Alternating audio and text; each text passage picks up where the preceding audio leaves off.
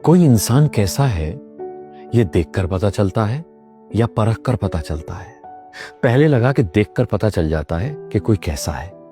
फिर निदा फाजली साहब का एक शेर सुना कि हर आदमी में होते हैं 10-20 आदमी, जिसको भी देखना हो कई बार देखना।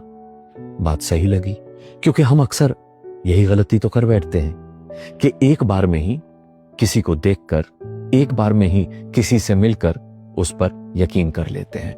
उसके उसी चेहरे को उसका असली चेहरा मान बैठते हैं जो हमें ऊपर से दिखाई दे रहा होता है।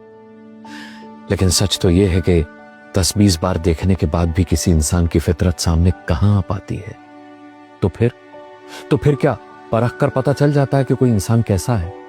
लेकिन बशीर बद्र साहब ने तो अपने एक शेर में कहा है कि परखना मत, परखने में कोई अपना नहीं रहता, किसी भी आईने में देर तक चेहरा नहीं रहता।